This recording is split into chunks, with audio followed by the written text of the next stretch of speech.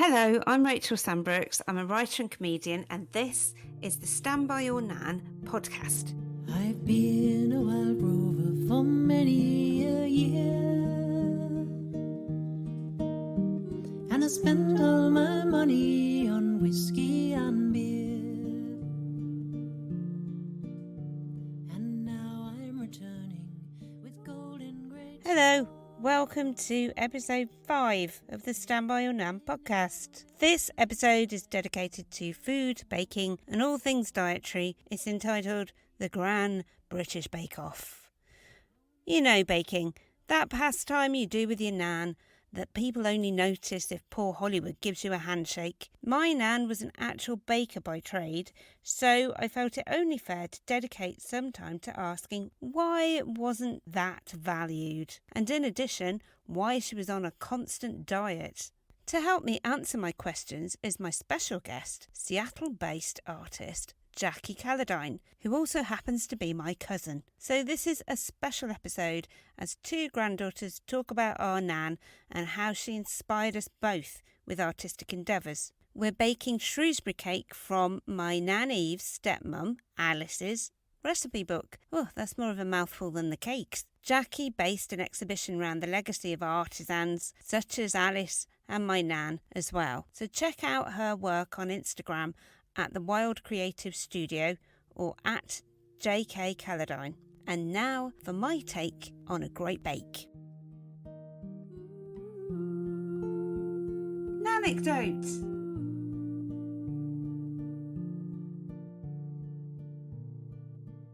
Eve was a baker by trade. She had started as an apprentice hand decorating Kunzel showboats that were tiny chocolate sponge cakes and carried on working in bakers most of her life. There was never a visit without a tin filled with fairy cakes, and she taught me how to bake from a really early age. Sponge cake is in my genes. My bloodstream is filled with buttercream. But just like those genes, I also inherited the middle-aged spread, though mine is Nutella. Nan left a diary of her daily intake of calories, and every day ended with a tot of whiskey and a little fairy cake. I mean, she was kind of a cross between Oliver Reed and My Little Pony, but she lived till 98. Maybe she was pickled. And she was always on a diet that never worked. Oh yes, she would say, you have to stir-fry vegetables with water whilst eating a beef dripping sandwich. As she got older, into her 90s, she got bored of the baking she'd learned as a trade and started to experiment. She decided to make some new flavours. One day we arrived in the back room to a table laden with cold meats and cheese and a freshly baked quiche. Can you guess the secret ingredient? She asked. No,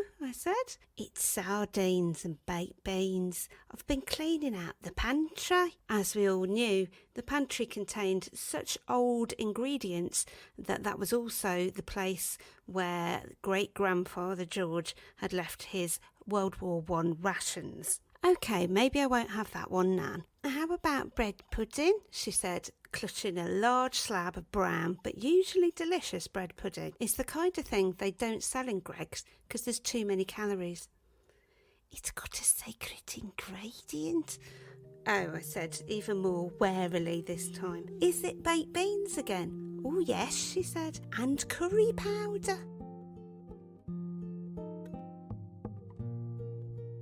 The interview.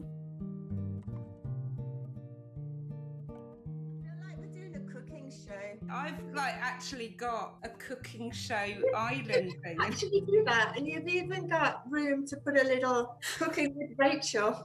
I know, it's exciting. It's like dream come true. Even if it's just me and you. Right, I have to do stuff like make sure people know who we are and things. So welcome, Jacqui. Jacqui's my cousin. Where are you actually calling in from? I am calling in from just outside Seattle, west coast of the USA. And I'm in South London, so it's a brilliant transatlantic. It is. So excited. Yeah, we're 8 hours different, so it's just coming, well, it's exactly 11 a.m. and I think it's 7 where you are. Yeah, it's 7 where I am. Yeah, kind of opposite ends of the day. How bizarre. Yeah, I know, I'm just starting and you're just finishing. So Yeah, so I'm doing the Stand By Your Nan show as a podcast, as you know. I thought the thing I usually ask at the beginning of the interview bit is to tell me a Nan story, but the thing is, we share the Nan. So instead of that, I was wondering if you might say a little bit about the art exhibition you did. So we've both in a way, explored a similar thing. Like we were both inspired by Eve Hind to do things. Mine's this.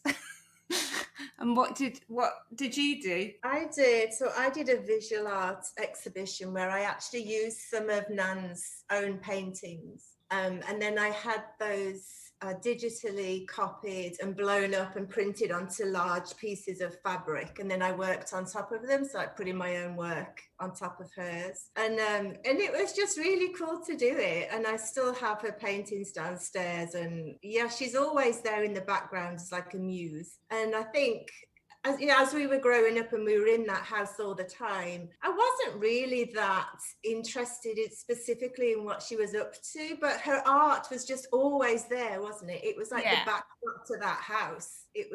She was making it on the table in the back and upstairs, and then it was on every wall of the house and leaning up the walls. There was so much of it.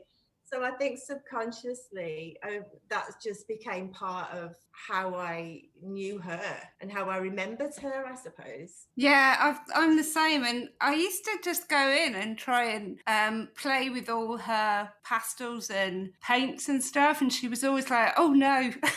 Because I'd kept... Yeah, as we are as artists. We don't play, this is serious. So we've got, so there's some recipes. She was a cook in a house, wasn't she? You might know more than me about that because I don't really know. So Alice was in service, so she was a cook in a house. So this recipe book is really her working out the menus for the family for the next couple of weeks. So there's a lot of, you can see her thought process. She writes things down and then she scrubs it out and then rethinks it, which is nice. But really kind of my interest in that was less of that's my family, but more about, oh, this is a woman at a particular time in history. And I was really interested in how she recorded little bits of information. So in between her work, the recipes, you'll find something like what I assume are her measurements. So it'll be like hips, waist, bust. And I love that little sort of insight into her. And it's exactly what, I mean, Nan did that. She had so many little notebooks. I do exactly the same. I know my mum did. I know my daughter does. And it's interesting, isn't it, how we collect those little bits of information about ourselves quite randomly in little books. And perhaps it's more digital nowadays. I don't know. But I've got millions. I have millions of notebooks.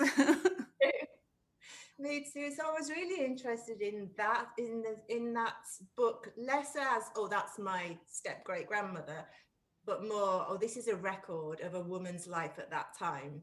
Yeah. Because I mean, just the idea of being in service is kind of just bizarre now. But that is where they came from, isn't it? She was in a house. She was cooking for other people, and then she got married and left.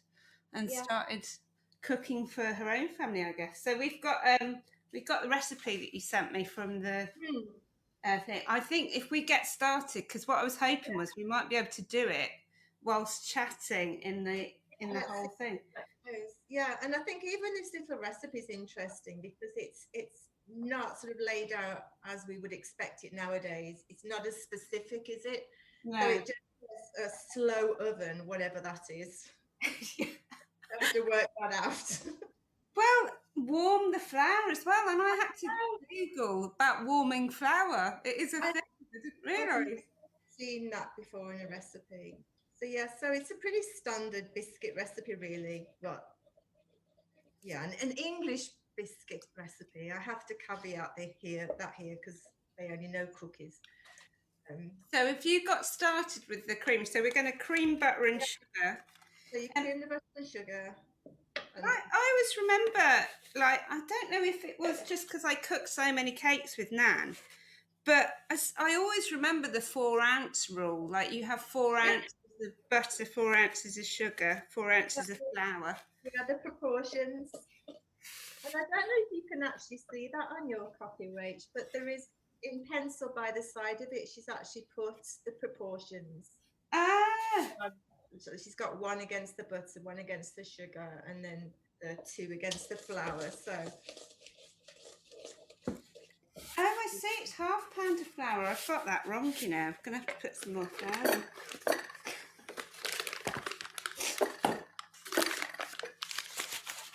I always found creaming's the hard bit, isn't it? Trying to get it all. I have to do it by hand. It was just calculated. I never do it with a whisk. And that weirdly, even though she would have done all this, and I can remember Nan being, well, she was a baker by trade, wasn't she? So she knew how to make cakes, but neither of us really eat them as much anymore because you're vegan. And I suspect you're quite healthy as well, Jacqui. I'm assuming that you don't have that much sugar. I don't know. Well, I mean, of course, just because you're vegan doesn't mean you can't eat rubbish food, because you can. Substitute it with other stuff. But no, I mean, I do still bake a lot, but it's for my own consumption, and it's more really for other people. So I enjoy making cakes for other people. And it's nice to do on your birthday. Well, I had loads of cake, but the thing is, I'm gluten-free, so I can't eat wheat.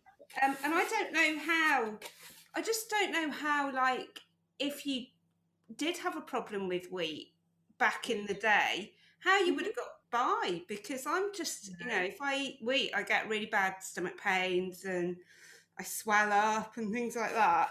I suspect the flour was a lot better back then. Yeah, it's interesting, isn't it? Because, you know, I think if we spoke to Alice now and gave her our dietary requirements, right, shocked. I mean, there's nothing in her notebook about, oh, so-and-so in the family doesn't eat meat, or so-and-so doesn't eat gluten. Just everybody got the same. Yeah, I mean, I think I remember Nan in the 80s, though, there was always a fairy cake or a biscuit or something around. Like the bags of broken biscuits that you used to get. If that's like a lot of people, I think, in Birmingham remember that, because must do, because of the Cadbury factory. Like, she had a friend at the Cadbury factory, and she'd come back with these kind of like 2 massive kilogram like bags of biscuits. And you used to be able to get them at the market as well, didn't you? The boring market.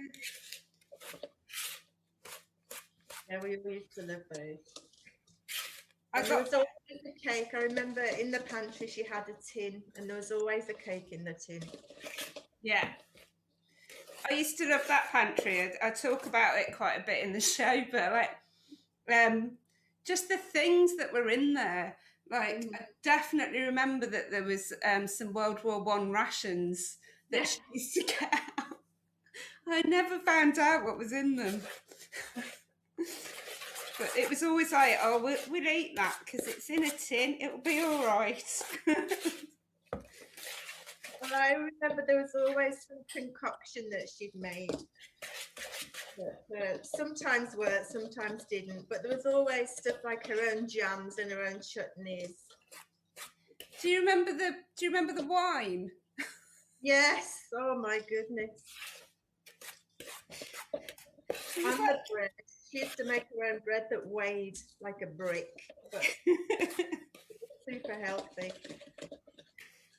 Always remember dripping sandwiches after you'd have your roast beef all day, and then just before you have your roast dinner, you'd have a dripping sandwich because it was warm in the pan. And yes, oh my gosh, yeah, we did that. Mum used to do that too.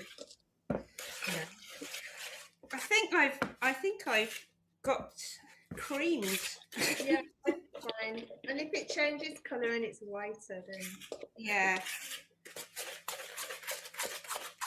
I think it's going.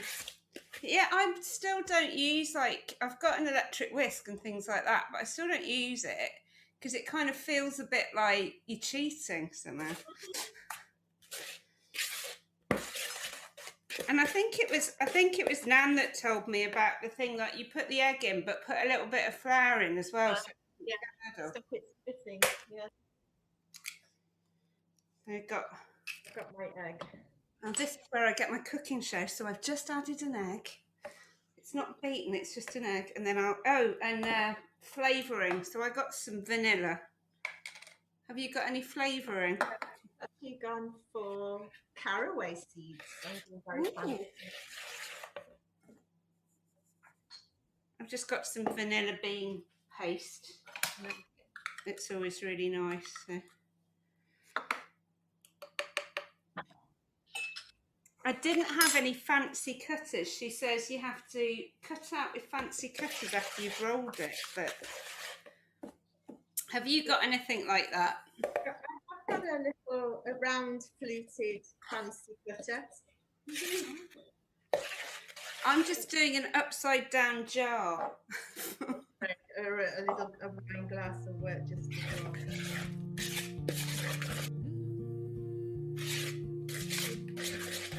I am really fascinated by how they grew up, because I know Grandad was in kind of back-to-back housing, wasn't he? He was. Yeah, I don't have a lot of information about that. I don't know. I think kind of when I did that art project and I was using some of the family references, I was trying quite hard not to make it too personal and about just our family.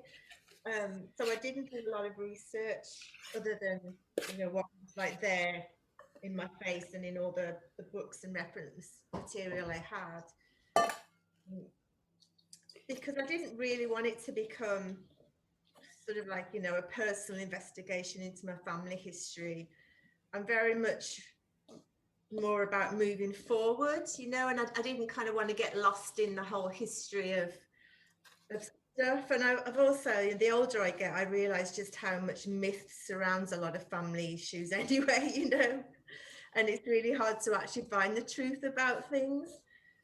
Yeah, so, I think it's like, it is really hard, isn't it? And I was always thinking, like, even though I started this off as a kind of almost like a memoir show, because I wanted to talk about Nan's like slightly weird occupations that she got involved with her kind of spiritual things she did, and I was really interested in that. And then I realised that because she didn't really talk about it much, there wasn't a lot of information.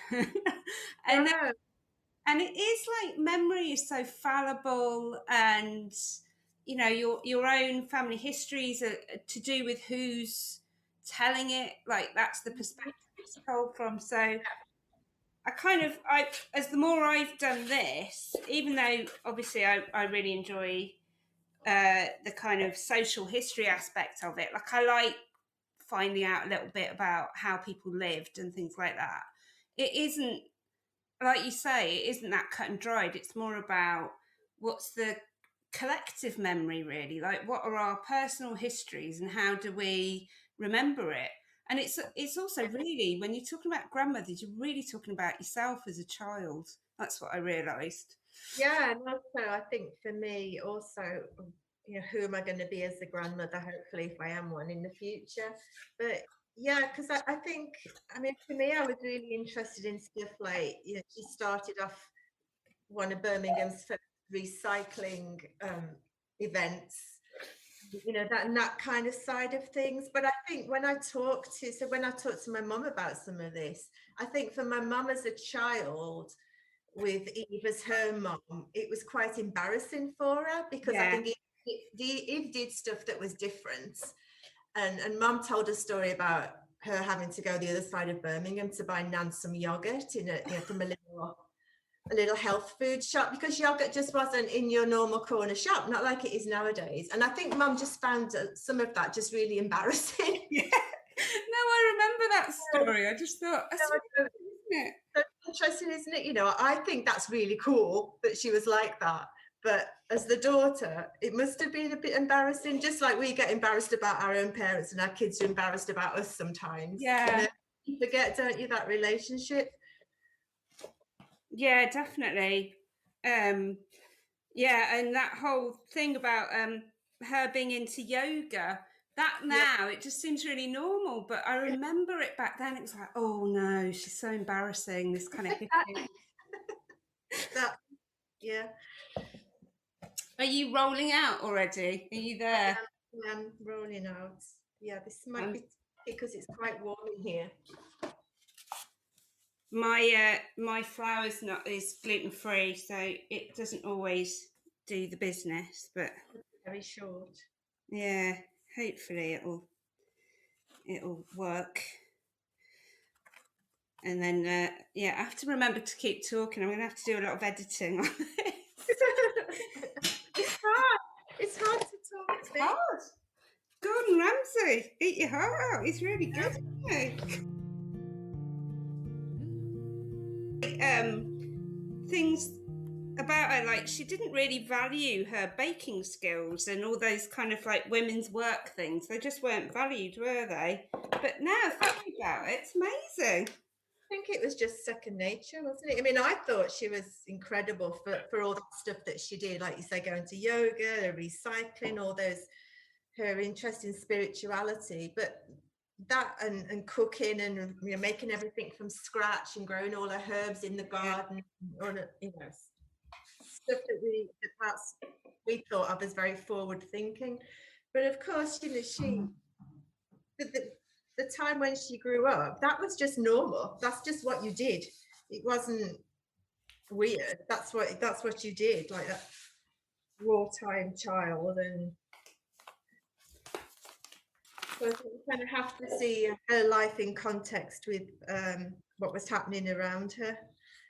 Yeah, because when you think about that she went through the Second World War and had, did she have more than one child? She definitely had at least one child during the Second World War. That's that must have been really difficult. But I guess we got yeah, it must have been so kind of anxious making. But that was just something you did, wasn't it? It was what people got on with it. And what, didn't she have them all at home? Weren't they all three of them were born at home, I think? Yeah. I think so. I mean, I can't even imagine that now. Just and it wasn't. They didn't have the NHS, did they? So it would have just been, well, She never talked about that so much, did she? She didn't really talk about. Well, yeah, it was just something that she did, but she was very much that kind of pragmatic character, wasn't she? I know. I know my mum always had like homeopathy and things like that. So I just think they used to have to do lots of herbal remedies or whatever else in order to get by. I'm not sure I'm going to be able to. Mine's kind of falling apart. You could just press it into a shape. I think it might have to. I've managed to use my jar. Oh, mine's all falling apart. Yeah, I remember she used to make a lot of her herbal remedies. Because I remember going around and she'd have some really foul tasting things that she'd say, taste this. Some stuff she wouldn't even eat herself, but she convinced us it was good for us. Was it a pint of green, which was cabbage water? Awful. I mean, she had a sense of humour about it, though. Yeah, she was like, "Oh, you must have this," and I think she'd giggle and laugh as we were trying it. So I think she was aware of her own foibles. Yeah. But now, that would just be, she would be thought of as, that's just so forward thinking. That's just how we should be eating. Well, the hilarious thing was, I always thought that was a kind of strange thing to her, that pint of green. And then I went, I did the show in Brighton, and someone in the audience went, "Oh yes, everyone had pints of green," like it was completely normal. Why are you talking about that? Yeah, that's really interesting. But I mean, what I do hope is that well, number one, I eventually am a grandmother, but that my house feels as welcoming and as interesting as hers did, because there was always something to look at, wasn't there? Yeah. I never thought, oh, I've got to go and visit. Gran. It was always an exciting thing to do.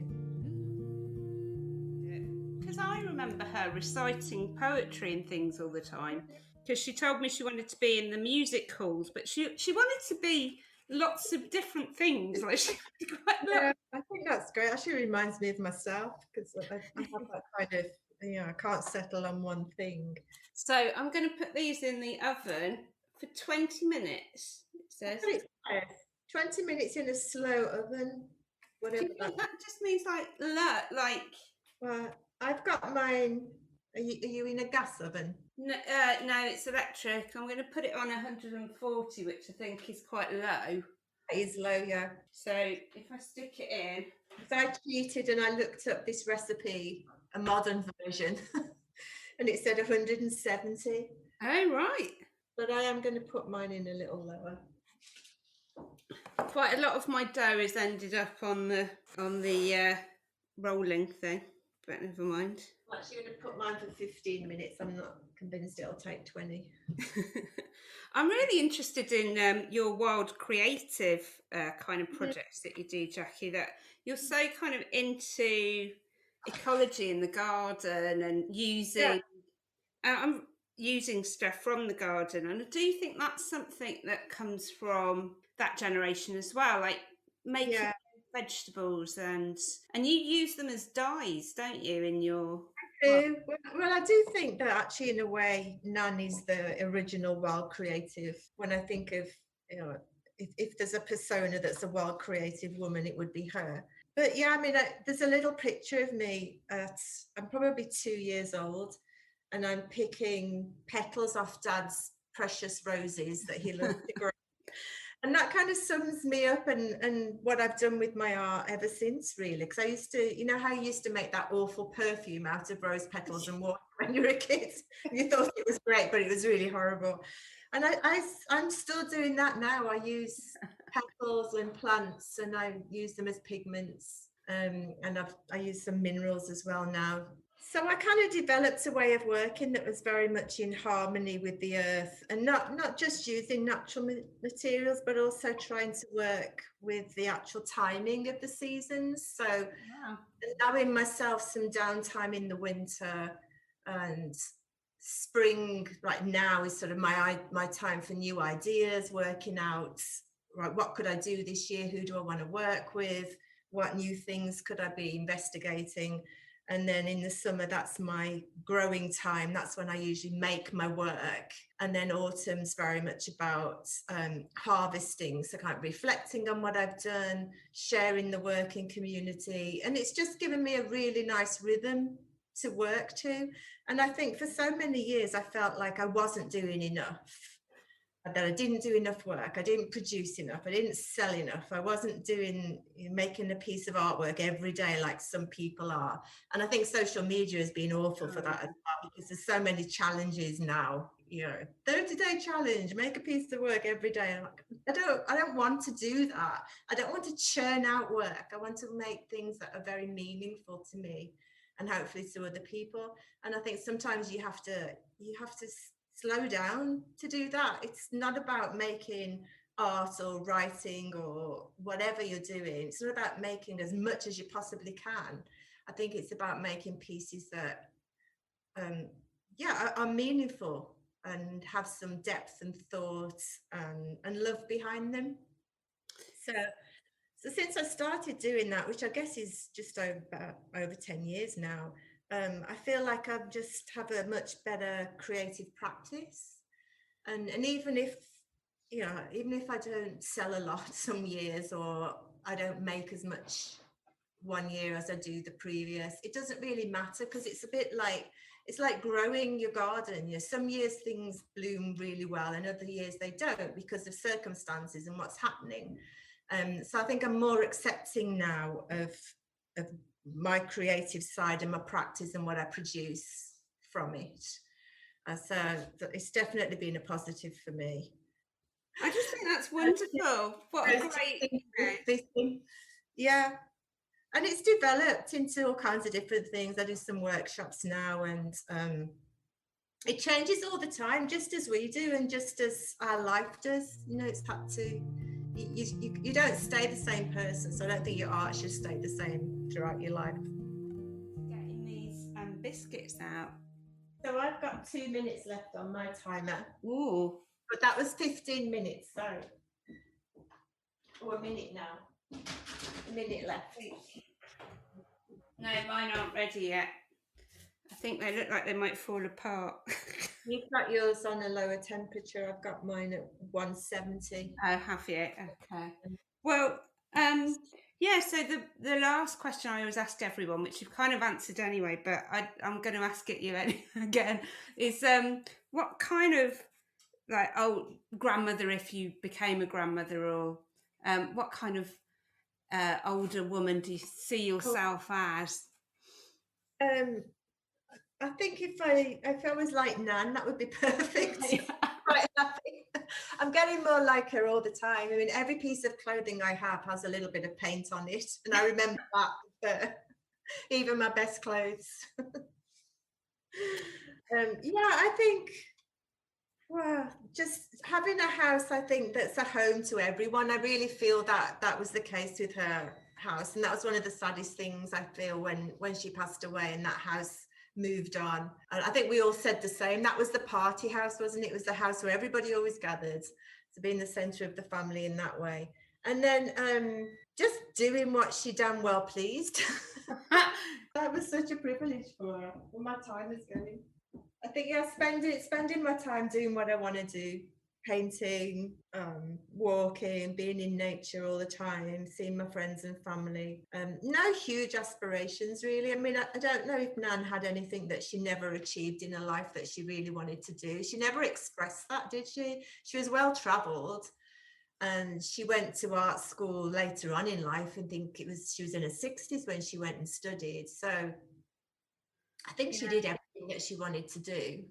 She got a degree in her 80s, I know that much. That's right. It took her that long, 20 years. There was one thing that she never managed to do, because she told me about it, apart from being a music hall performer, was what she wanted to be when she was little. The other thing was she wanted to be a clippy on the buses. Yeah, so I did a poem about that. People love it, and I just think, yeah, it's really bizarre. She told me that she wanted to be a clippy because of World War II coming in.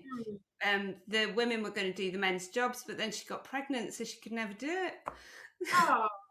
But then I thought, isn't that weird? Like, you didn't really value all the baking that you did, and because she used to work. Mum told me this actually, that she decorated Kunzel's showboats, and like that was just a trade, whereas being clippy was like the dream. So yeah, I guess because being in the kitchen, that was woman's work, wasn't it? And it wasn't seen as something that was valuable.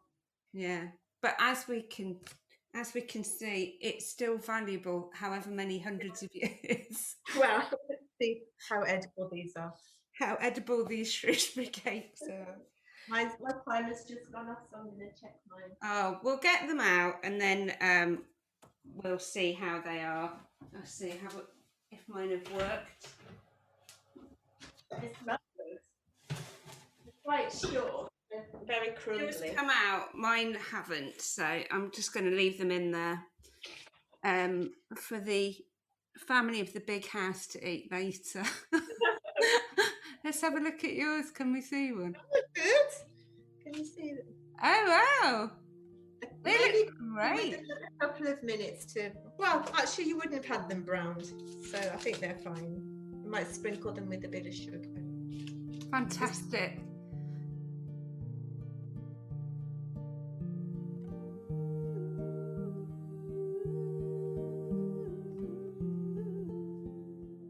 Thank you to my guest Jacqui Calladine, my cousin and brilliant wild artist. You can find her on Instagram at Jacqui Calladine. We did both bake those Shrewsbury cakes and they were delicious. So I will be posting the recipe for that on the podcast website, standbyyournan.podbean.com. It always annoyed me that Nan was on a diet, even in her 80s. I thought it suited her to be rotund. She was quite obsessed with health food, though. She just wanted to be healthy, and she ate fresh veg from the garden and a lot of cake. But I think she was healthy in her way. She did keep going till she was nearly 100. Perhaps we've moved too far away from fresh food and freshly baked Shrewsbury cakes. I'm off to eat mine with a nice cup of tea and think about growing my own veg. It's the little things. Ta-ra, Abyss.